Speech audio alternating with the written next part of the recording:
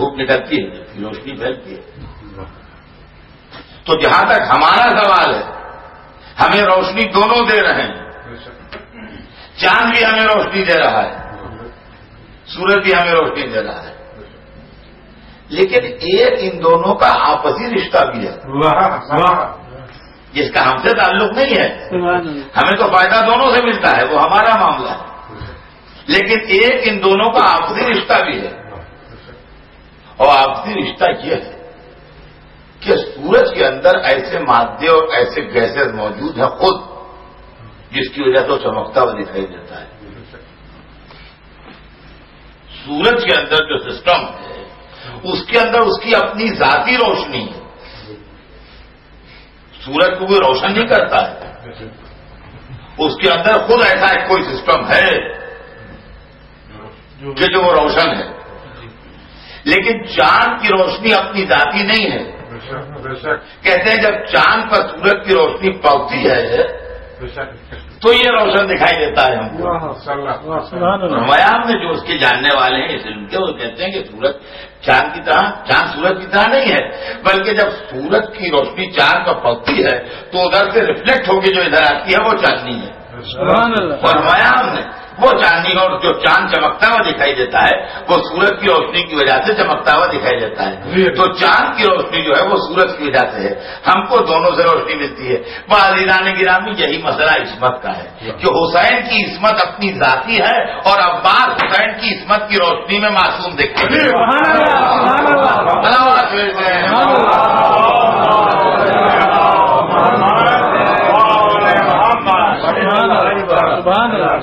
اور مولا عباس کے لیے میں کیا آپ کی خدمت میں عرض کروں. ایک جملہ قرآن مجید سے روشنی لے کے عرض کیا کرتا ہوں, انشاءاللہ مجھے یقین ہے کہ مجھے اس کا اجر ملے گا کہ حضرت عباس پوری زندگی امام کی مرضی کے مطابق چلے.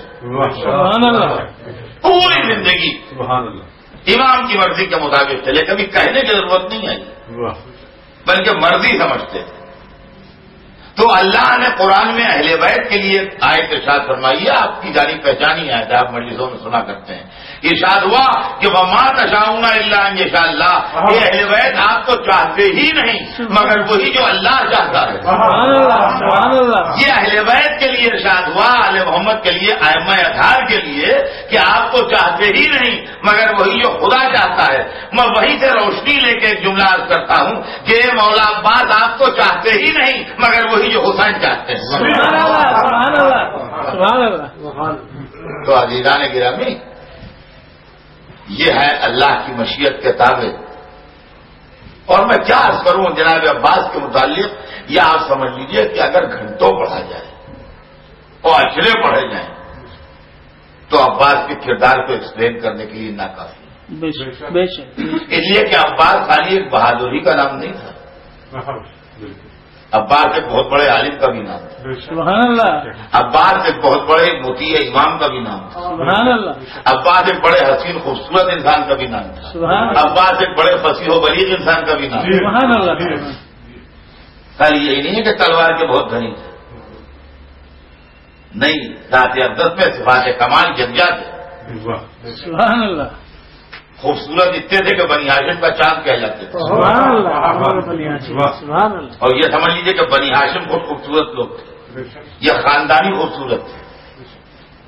بنی ہاشم جو تھے یہ خاندانی خوبصورت لوگ تھے. جیسے بعض خاندان ہوتے ہیں کہ ہر آدمی اس میں خوبصورت ہوتا ہے, ہمارے معاشرے میں بھی ایسے لوگ ہوتے ہیں, فیملیز ہوتی ہیں, سب آدمی ان کے اندر آنے کے خوبصورت ہیں. تو بنی ہاشم خوبصورت لوگ. ہاشم خود جو تھے جن کی نسل بنی ہاشم کہلائی, جناب ہاشم اتنے خوبصورت تھے کہ قریش کا تارا کہلاتے تھے. سبحان اللہ. سبحان اللہ.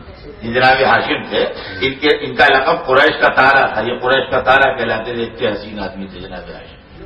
تاریخ لکھتی ہے کہ ان کے بیٹے شیبہ, جن کا نام عبد المطلب آپ لیتے ہیں, ان کا اصلی نام شیبہ تھا, عبد المطلب کے نام سے مشہور ہوئے. شیبہ ان کے بیٹے جو تھے جناب عبد المطلب جنہیں آپ کہتے ہیں حضور کے دادا, یہ اپنے باپ سے زیادہ خوبصورت, زیادہ وسیع, زیادہ شاندار تھے.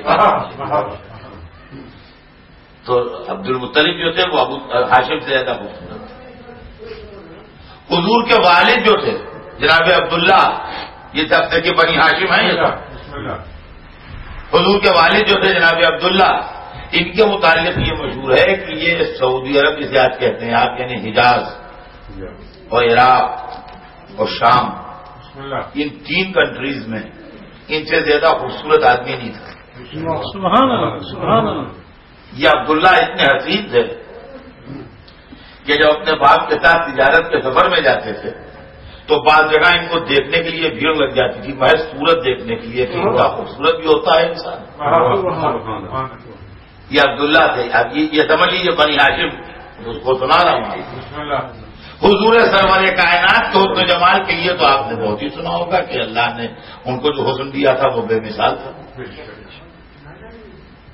امام حسن اتنے خوبصورت انسان تھے کہ ایک شخص ایک دفعہ مدینے آیا اور اس نے کہا مجھے قریش کے 2 آدمیوں سے ملنا ہے، ایک کو جو سب سے خوبصورت ہو اور ایک کو جو سب سے زیادہ فصیح و بلیغ ہو. 2 آدمیوں سے مجھے ملا دو. تو لوگوں نے کہا کہ 2 سے مل کے کیا کرو گے؟ ہم ایک ہی کے پاس لے جائیں گے، وہی سب سے خوبصورت بھی ہے اور وہی سب سے فصیح و بلیغ بھی ہے. اور اس کو لوگ امام حسن کے پاس لے آئے.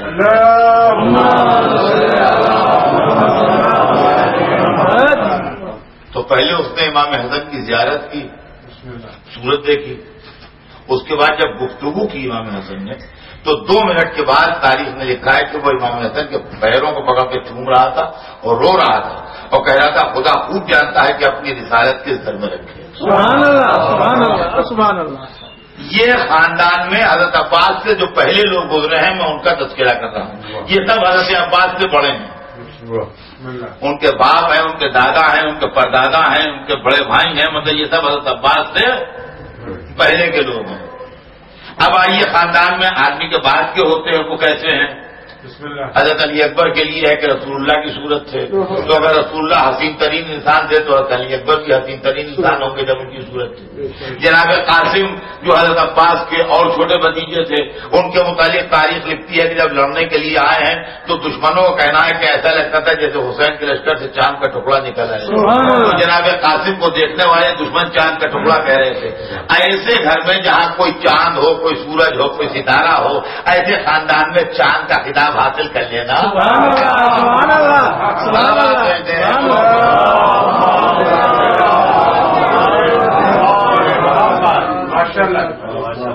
تو اب قمر بنی ہاشم کی قیمت آپ سمجھیے کہ یہ ٹائٹل معمولی نہیں. حضرت عباس کتنے حسین انسان تھے. اور بس عزیزان گرامی کہاں تک عرض کروں، کل بھی بیان میں کچھ طول ہو گیا، آج تو کم از کم شاید وقت کے اندر تمام ہو جائے. لیکن یہ کہ بس دیکھیے بہت سے واقعات ایسے ہیں جو مسائل میں بیان ہوتے ہیں. بہت سے واقعات ایسے ہیں جو مسائل میں بیان ہوتے ہیں، اس کو ایکسپلین نہیں کیا جا سکتا ہے، لیکن اس وقت موقع ہی نہیں ہوتا. دیکھیے یہ واقعہ آپ نے ہمیشہ سنا، وہ ہمیشہ سنیے گا بھی کہ 3 دن کا پیاسا نہر میں گیا اور چلو میں پانی بھرا وہ پھینک دیا. مگر کہاں پر پڑھا جاتا ہے یہ؟ جب بالکل مجلس اپنے اینڈ پر ہوتی ہے اور مدائل کا کلائمیکس، وہاں کے اوپر یہ واقعہ پڑھا جاتا ہے. آج یہ محفل فضائل ہے، لہذا آج اس کو ذرا ایکسپلین کر دوں میں 2 منٹ میں کہ یہ کیا ہے. سبحان اللہ سبحان اللہ سبحان اللہ سبحان اللہ. پورا اسلام اور پوری شریعت اور دین کی اسکرپٹ کھچ کے آ گئی کہ اب بات سے چلو. سبحان اللہ سبحان اللہ. یہ ایک چلو پر پانی نہیں تھا بلکہ پورے مذہب کی فلاسفی ایک چلو پانی کے اندر تھی. سبحان اللہ سبحان اللہ. اس لیے کہ جس کا چلو ہے وہ کوئی معمولی آدمی نہیں ہے، وہ اس لشکر کا کمانڈر ہے جو صبح قیامت تک اسلام کو سرخوش کرنے والا ہے. سبحان اللہ سبحان اللہ. بے شک یہ کوئی معمولی آدمی نہیں ہے، آپ اس کو معمولی آدمی نہ سمجھیے. بے شک جو لشکر حق کا علمدار ہے، کمانڈر ہے،